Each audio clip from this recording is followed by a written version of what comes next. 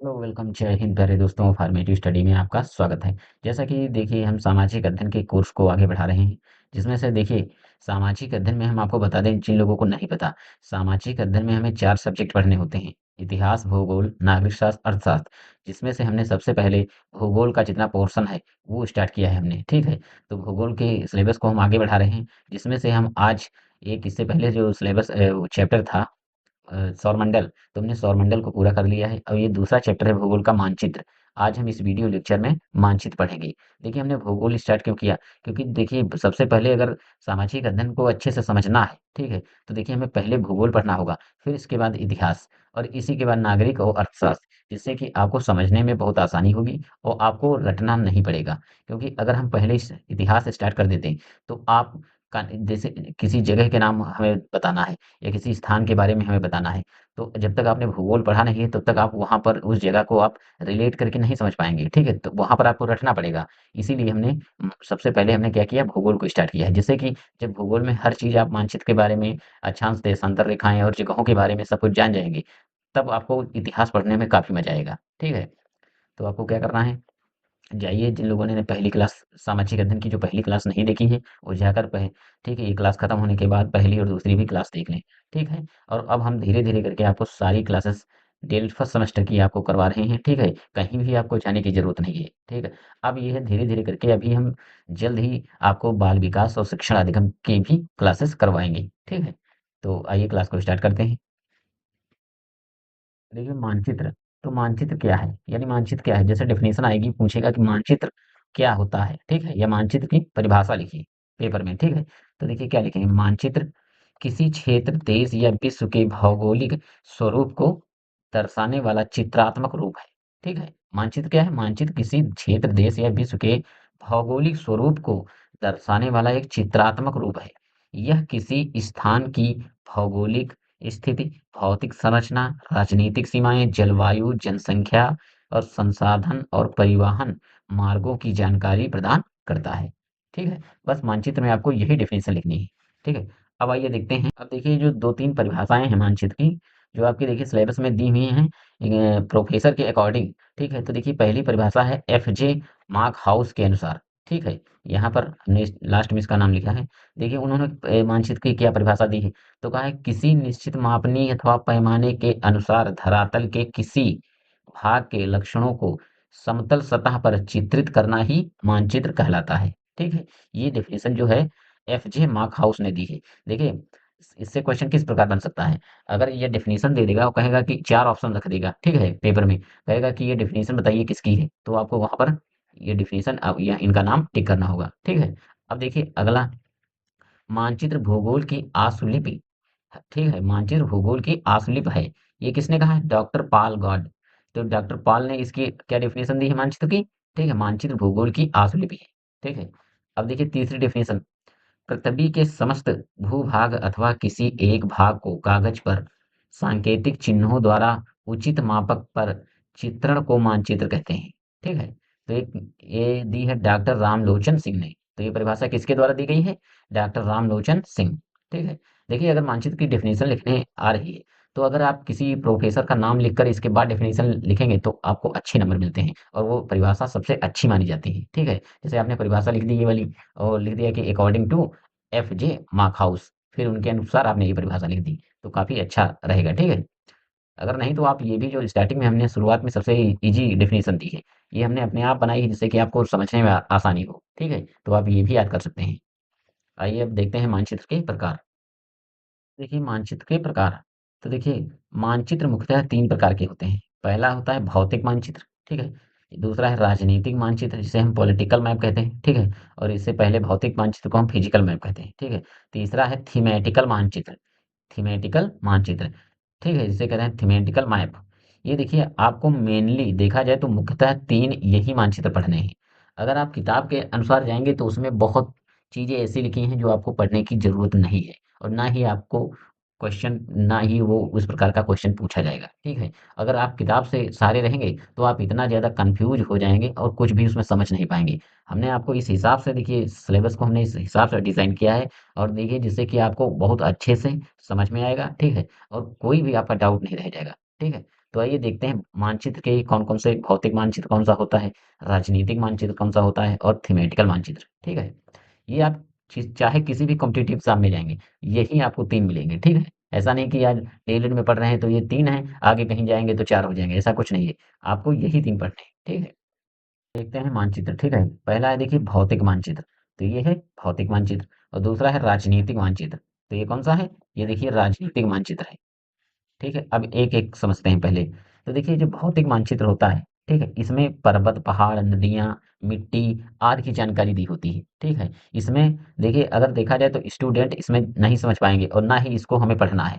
हमें आगे पढ़ना है देखिए राजनीतिक मानचित्र के बारे में ज़्यादातर, ठीक है? तो देखिए इसमें भौतिक मानचित्र में जो दिखाया गया है देखिए, इसमें अगर कोई जानकारी अगर देखना है तो बहुत साफ सही मिल जाती है। कैसे देखिए, यहाँ पर देखिए अगर पानी के बारे में दिखाया गया ये जैसे पानी है सब चारों तरफ, तो जहाँ ये नीला ज़्यादा है पानी, ठीक है? वहाँ पर गहराई ज़्यादा है। अगर यहाँ देखिए पतला पानी है, सफ़ेद पानी जहाँ है, ये यहाँ पर गहराई कम है, ठीक है? और जहाँ पर देखिए ये काला दिखाया गया है ये सब, गाढ़ा-गाढ़ा, ये सब क्या है? ये पहाड़ दिखाए गए हैं। देखिए हिमालय पर्वत कहाँ है? ये देखिए हिमालय। ज़्यादातर पहाड़ उत्तर साइड में है, ठीक है? देख लीजिए, ये सब क्या है? ये सब पहाड़ दिखाए गए हैं। और जहाँ पर हल्का ये पीला दिखाया गया है, ये हल्के वाले पहाड़ हैं, ठीक है? पर्वत हैं लेकिन छोटे-छोटे हैं, ज़्यादा ऊँचाई वाले नहीं हैं, ठीक है? तो देखिए और इसमें मिट्टियों के बारे में दिखाया गया है। लेकिन अगर इसमें आपसे पूछा जाए कि बताइए आपका राज्य कहाँ है? अगर कोई राज्य के बारे में हमें जानना है, तो आप इसमें पता नहीं कर सकते, ठीक है? इसमें कोई राज्य कहाँ पर शुरू हुआ और कहाँ पर खत्म हुआ, इसके बारे में कोई जानकारी दी नहीं है, ठीक है? जैसे हमें पता करना है कि हमारा उत्तर प्रदेश यूपी कहाँ है, तो कहीं इस प्रकार यहाँ पर होगा, ठीक है? लेकिन हम बिल्कुल एग्ज़ैक्टली नहीं बता सकते, ठीक है? क्योंकि भौतिक मानचित्र में ये सारी जानकारियाँ अच्छे से नहीं दी होती हैं, ठीक है? तो हमें और हम लोगों को क्या पढ़ना है? तो देखिए हमें पढ़ना है देखिए राजनीतिक मानचित्र। तो आइए समझते हैं अब राजनीतिक मानचित्र के बारे में। देखिए राजनीतिक मानचित्र पढ़ना आसान है, ठीक है? क्योंकि राजनीतिक मानचित्र में हर चीज़ बढ़िया अच्छे से सजा कर लिखा गया है। इन इसमें अलग-अलग रंगों का प्रयोग किया गया है, ठीक है? इसमें अगर हम किसी राज्य की जानकारी लेना है कि कौन-सा राज्य कहाँ तक सीमा शेयर करता है, यानी बाउंड्री शेयर करता है, ठीक है? तो कहाँ पर कौन-सा है? देखिए जैसे हमने कहा देखिए अपना उत्तर प्रदेश है, देख लीजिए। तो यहाँ पर आपको ये अलग रंग से रंगा हुआ है। इसमें आसानी से पता चल रहा है कि ये उत्तर प्रदेश है, ठीक है? ये यहाँ तक देख लीजिए, ये यहाँ तक कहाँ? ये जितना है ये दिया हुआ ये अपना क्या है पूरा, ये उत्तर प्रदेश है, ठीक है? लेकिन अगर भौतिक मानचित्र में इसमें कहा जाए तो आप नहीं बता सकते, ठीक है? इसमें कौन-सी जो कौन-सा राज्य है, किसके साथ बाउंड्री शेयर करता है, ठीक है? सीमा साझा करता है और कौन-सा राज्य कहाँ पर है, ये सारी जानकारी राजनीतिक मानचित्र में बहुत अच्छे से दी होती है। और केरल के बारे में जानकारी लेनी है तो देखिए ये केरल है, ठीक है? इसी प्रकार देखिए ये जो बिहार है, ये बिहार है, यूपी है। अब यहाँ हम आराम से पता कर सकते हैं कि देखिए यूपी किन-किन राज्यों से सीमा साझा करता है, तो देखिए बिहार से करता है, ठीक है? और यहाँ मध्य प्रदेश से भी करता है, ठीक है? इसी प्रकार इधर झारखंड से भी करता है, यहाँ पर हरियाणा, दिल्ली, उत्तराखंड, ठीक है? इन सब से साझा करता है। इसी प्रकार अगर आपको देखना है कि सबसे ऊपर देखिए लद्दाख, इसकी सीमा कहाँ-कहाँ तक है, ठीक है? और जम्मू कश्मीर कहाँ तक है, ठीक है? हिमाचल प्रदेश, ये सारी जानकारी बहुत अच्छे से राजनीतिक मानचित्र में दी होती है, ठीक है? हमारे इंडिया में देखिए टोटल 28 राज्य हैं, ठीक है? 28 राज्य हैं और अगर कहा जाए कि केंद्र शासित प्रदेश, तो 8 केंद्र शासित प्रदेश हैं। कितने हैं? 8 केंद्र शासित प्रदेश। तो देखिए 28 राज्य सारे देखिए इस मानचित्र में 28 राज्यों के नाम दिए गए हैं, ठीक है? तो हम इनको डिटेल से भी नहीं बताएँगे लेकिन हाँ, हम केंद्र शासित प्रदेश आपको बता देते हैं, ठीक है? कौन-कौन से हैं। अब देखिए केंद्र शासित प्रदेश कौन-कौन से हैं? 8 देखिए एक है पहला लद्दाख, दूसरा है जम्मू कश्मीर, तीसरा है दिल्ली, ठीक है? चंडीगढ़, 5वां है पुदुचेरी या इसे हम पौंडीचेरी भी कहते हैं, ठीक है? और अंडमान निकोबार, 7वां है लक्षद्वीप और 8वां है दादर एवं नगर हवेली, दमन एवं दीव, ठीक है? ये पहले अलग-अलग हुआ करते थे लेकिन अब इनको एक कर दिया गया है, ठीक है? तो देखिए कहाँ-कहाँ पर है इनकी देखिए ये कहाँ पर है? लद्दाख कहाँ है? तो देखिए यहाँ पर है ये लद्दाख, ठीक है? फिर ये है जम्मू कश्मीर, ठीक है? फिर इसके बाद दिल्ली, तो देखिए ये है दिल्ली यहाँ पर, ठीक है? दिल्ली और यहाँ पर देख लीजिए ये यहाँ ही पर है चंडीगढ़, दिल्ली चेरी, तो यहाँ पर देख लीजिए ये है पुदुचेरी, ठीक है? और देखिए अगला है लक्षद्वीप, तो यहाँ पर देख लीजिए ये है लक्षद्वीप। फिर अगला है दादर एवं नगर हवेली, दमन एंड दीव, तो ये देखिए यहाँ गुजरात के पास और महाराष्ट्र के पास है, ठीक है? ये दमन एंड दीव, दादरा एवं नगर हवेली, ठीक है? ये हो गए आपके आठों केंद्र शासित प्रदेश, ठीक है? राज्य कितने हैं? तो टोटल 28 राज्य हैं, 8 केंद्र शासित प्रदेश हैं, ठीक है? आइए अब देखते हैं इनके बारे में। तो अब देखिए भौतिक मानचित्र की परिभाषा क्या होती है, ठीक है? भौतिक मानचित्र। यह मानचित्र पृथ्वी की प्राकृतिक विशेषताओं जैसे पर्वत, नदियाँ, झीलें, पठार, समुद्र आदि को दर्शाते हैं, ठीक है? जैसा कि हमने चित्र में आपको दिखाया, ठीक है? तो भौतिक मानचित्र में क्या-क्या हुआ दिया होता है? पर्वत दिया होगा, नदियाँ, झीलें, पठार, समुद्र आदि को दर्शाया जाता है, ठीक है? तो ये हो गया भौतिक मानचित्र। अब देखिए राजनीतिक मानचित्र, इसमें देशों, राज्यों, जिलों और शहरों की सीमाएँ एवं प्रशासनिक विभाजन दिखाए जाते हैं, ठीक है? अब यहाँ पर आप लोगों के मन में एक आइडिया देखिए डाउट आ रहा होगा कि देशों देखिए हमने राज्यों के बारे में बताया है, देशों को नाम नहीं लिया, क्यों? क्योंकि देखिए हमने भारत का मानचित्र दिखाया है, ठीक है? लेकिन इसी प्रकार आप अगर राजनीतिक मानचित्र पूरे विश्व का देखें, तो उसमें देशों की सीमा दिखाई गई होगी, ठीक है? तो ये नहीं कन्फ्यूज़ होना कि ये देश के बारे में अलग से पढ़ें, नहीं। राजनीतिक मानचित्र चाहे आप अपने देश का देख लें या पूरे विश्व का देखें, तो राजनीतिक मानचित्र एक जैसा होता है, ठीक है? उसमें देखिए सारे देश के बारे में जानकारी दी होगी कि कौन-सा देश कहाँ पर है, ठीक है? और कौन से देश की कितनी सीमा स है, ठीक है? उसी प्रकार हमने भारत का मानचित्र आपको दिखाया है, ठीक? तो इसमें राज्यों के बारे में कहाँ-कहाँ किसकी सीमा लगती है, ये सारा दिखाया गया है, ठीक है? अब देखिए तीसरा हमने थीमैटिक मानचित्र भी नहीं बताया, तो देखिए पहले इसकी डेफिनिशन देखिए। ये किसी विशेष विषय जैसे जनसंख्या, जलवायु, कृषि संसाधन, परिवहन आदि से संबंधित जानकारी प्रदर्शित करते हैं, ठीक है? ये देखिए राजनीतिक मानचित्र का ही एक प्रकार है बस, मेनली आपको 2 ही पढ़ने हैं, ठीक है? ये जो थीमैटिक मानचित्र है, इसमें कोई ये थीम पर आधारित होता है। जैसे अगर आपको कह दिया जाए कि जनसंख्या के बारे में मानचित्र में दर्शाइए, तो देखिए जनसंख्या के बारे में दिखा देगा। अगर जलवायु के बारे में, तो जलवायु के बारे में दिखा देगा, ठीक है? तो जैसे आइए देखते हैं। देखिए थीमेटिकल मानचित्र कौन-सा होता है, ठीक है? तो थीमेटिकल मानचित्र में देखिए कोई विशेष चीज़ की जानकारी अगर दी हुई है, तो वो चीज़ मानचित्र में दिखाई जाती है। जैसा कि देखिए इस चित्र में, थोड़ा चित्र धुंधला आ रहा है, ठीक है? देखिए ये इसमें दिखाया गया है नेशनल हाईवे, मतलब भारत में कितने नेशनल हाईवे हैं, तो ये देखिए सारी जानकारी केवल अब हाईवे के भी ही जानकारी मिलेगी बस, इसके अतिरिक्त इसमें कोई भी जानकारी नहीं दी जाएगी। तो इसे कहते हैं थीमेटिकल, क्योंकि ये एक थीम पर आधारित है, ठीक है? एक विषय पर आधारित है कि केवल हमने दिखा दिया नेशनल हाईवे, तो कौन-कौन से हैं? ये सारा इसमें देखिए सब चित्र में दिखाया गया है। उसी प्रकार इस चित्र में देख लीजिए, ये भी एक थीमेटिकल मानचित्र है, क्योंकि इसमें भी देखिए नेशनल पार्क दिखाए गए हैं कि भारत में कौन-कौन से नेशनल पार्क हैं और इसके अलावा कोई जानकारी नहीं दी है, ठीक है? तो ये हमें ज़्यादातर पढ़ने की जानकारी ज़्यादा पढ़ने की ज़रूरत नहीं है, बस हमें क्या पढ़ना है राजनीतिक मानचित्र, ठीक है? आई होप आप लोगों को ये तीनों मानचित्र अच्छे से समझ में आ गए होंगे। तो अब इसकी देखिए थीमेटिकल मानचित्र की हम एक बार डेफिनिशन समझते हैं। दोबारा देखिए, देखिए ये किसी विशेष विषय जैसे जनसंख्या, जलवायु, कृषि संसाधन, परिवहन आदि से संबंधित जानकारी प्रदर्शित करते हैं, ठीक है? देखिए विशेष विषय, कोई अगर खास चीज़ की जानकारी देनी है, जैसे अब जनसंख्या का दिखाना है, तो जनसंख्या दिखा देंगे, ठीक है? जलवायु दिखाना है, जैसे कि हमने चित्र में आपको इससे पहले दिखाया कि उसमें एक में नेशनल पार्क दिखाए गए हैं, एक में राष्ट्रीय राजमार्ग हैं, राजमार्गों को दिखाया गया है, तो एक जो खास चीज़ की जानकारी ये देते हैं, ठीक है? अब देखिए मानचित्र का महत्व क्या है? देखिए मानचित्र का महत्व भौगोलिक जानकारी से मिलती है मानचित्र से। देखिए मानचित्र किसी भी स्थान की स्थिति, आकृति, ऊंचाई, नदियां, पर्वत, सागर आदि दर्शाने में सहायक होता है, ठीक। एक तो ये हो गया इसका महत्व। दूसरा यात्रा एवं परिवहन, यात्री, पर्यटक, व्यापारी एवं ट्रांसपोर्ट सेवाएं रास्ता खोजने और दूरी मापने के लिए मानचित्र का उपयोग किया जाता है, ठीक है। तो ये हो गया मानचित्र के उपयोग यानी महत्व, ठीक है। देखिए अगला देखिए तीसरा पॉइंट है शिक्षा एवं अनुसंधान। स्कूल, कॉलेज और शोध कार्यों में मानचित्र का उपयोग भूगोल, इतिहास, समाजशास्त्र एवं अन्य विषयों को समझाने के लिए किया जाता है। ठीक है? देखिए मानचित्र का कहाँ-कहाँ उपयोग किया जाता है? स्कूल में किया जाता है, जैसा कि हमने आपको समझाने के लिए देखिए मानचित्र का उपयोग किया।